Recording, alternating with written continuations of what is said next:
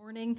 I'm going to talk to you a little bit about how I got to where I am, and then we're going to talk about the opportunities in broadcasting, which are just growing and growing every day.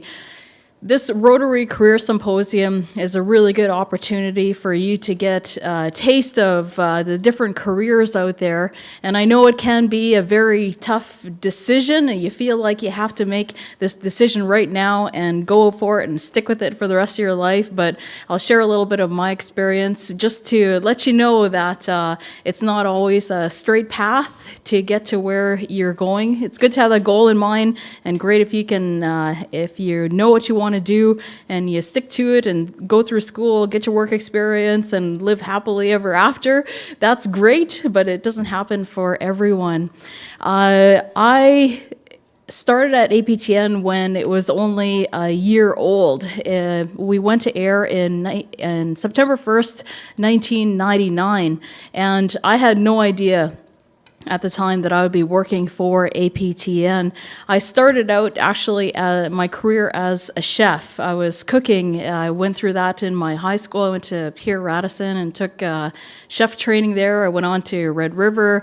I was working at some really good restaurants. And then they say when you're planning for life, that's when life really happens to you.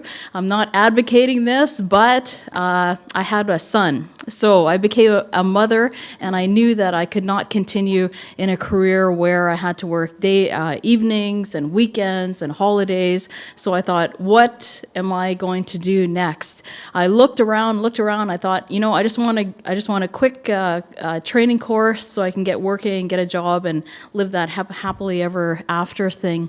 So I looked around, and I finally found this administrative assistant training course. And I talked to the director of that course, and I was really enthusiastic and said, great, I found what I wanted. And I asked her if she would let me in, and she goes, no. It's like, what?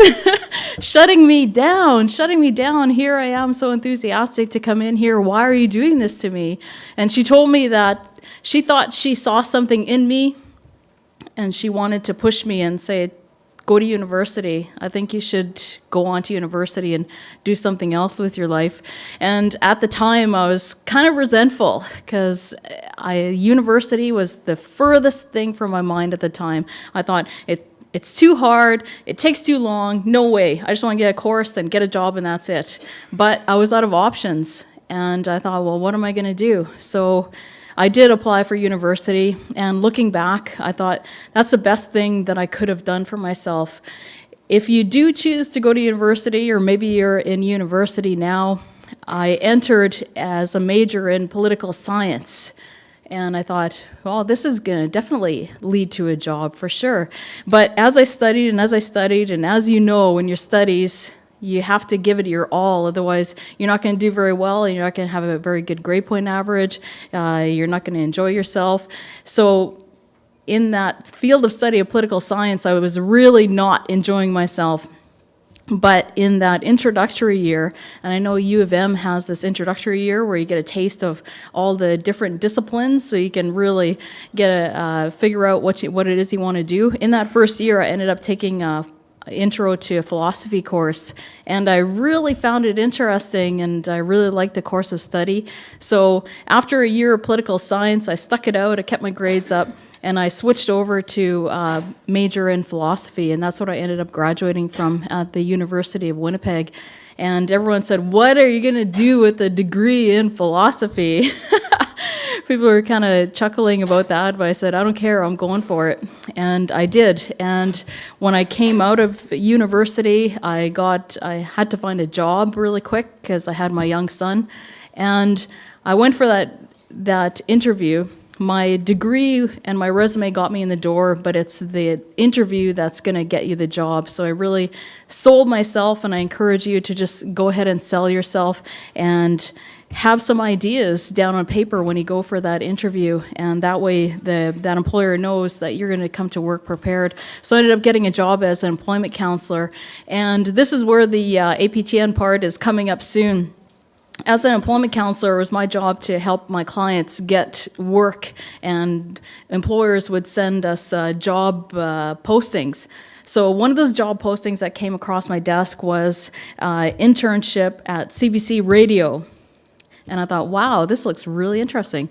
So I got all my clients who were qualified and who wanted to apply, gathered up their resumes, got them to do their cover letters, submitted theirs along with my own application.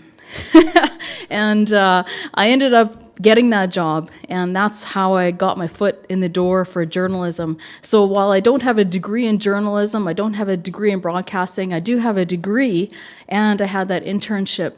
When that internship was over, it was 6 months, I extended it for another 3, and then said, okay, here's your pizza party and cake, and they gave me a bracelet and said, okay, bye-bye, money's up, and no more opportunity for you at CBC for now. And so I literally walked down the street to APTN. It's just on Portage Avenue there, and there happened to be a job opening. I talked to the news director. The next 2 days after that, we had a breakfast interview, and by that Monday, I was working in that job. Walked in and said, okay, there you go, started as a reporter. And it was all very new to me, but I gave it my all. So that's how it was for my experience, and that's how it can be for a lot of your experiences too. If you have ideas and you go for it and you get your schooling done, and there's opportunity there, and someone who is going to believe in you. So that's why I hope that the employers who are presenting here today are coming and giving young people like you that opportunity, give you opportunity and believe in you, because that's what really worked for me in my life at APTN. And I've had the opportunity at APTN to host every single news and current affairs show since it started there. It started out as Envision News. I was a reporter, and then it went to APTN National News. I started standing in for the anchor there and started getting some experience, and the news director there really believed in me. And then we started another lunch hour news broadcast, and that's when I got my host producer job. And then after that, they asked me to move on to Contact, that call-in program that Ralph was mentioning. And then I moved on to when they launched another show, an investigative program, was hosting that one, and another current affairs show, APTN in Focus. And now Investigates, I left Investigates and went over to news, and I brought In Focus with me. So now I'm in charge of that current affairs segment on the news, which is really what I worked for, and they believed in me, and they gave me the opportunity, and now it's my responsibility to keep working hard at it.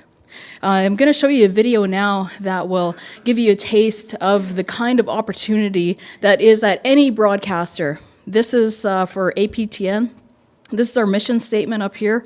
Aboriginal Peoples Television Network is sharing our people's journey, celebrating our cultures, inspiring our children, and honoring the wisdom of our elders. That is our mission statement for APTN. And when you go to any broadcaster, they'll have a mission statement, and that's what they want you to believe in and live up to, and so you have a goal as you're producing your content. So here are just some of the opportunities available at APTN and other networks. There's so many different jobs out there, not only in front of the camera, but there's like 10 times more jobs behind the camera. All those live productions you see, you see those green and white semi-trucks that say Dome on them. Those are the production trucks, and they're just filled with people doing these highly technical art jobs. So there's really a lot of opportunity out there. If you're very interested in it, I just suggest go for it, and there's lots of opportunity out there. I just wanted to comment one more thing about our Olympic broadcasts, about translating Olympic sport commentary into an Aboriginal language, like for Mohawk. They were talking about how do you call a hockey game in Mohawk when there's no word for hockey. The way they had to describe it was a man with blades on his stick moving across frozen water chasing a button. That was the closest they could come to describing what hockey is. So this broadcasting is very innovative, and it invites lots of opportunities for ideas. So if you want to do that for a living, just definitely go for it, and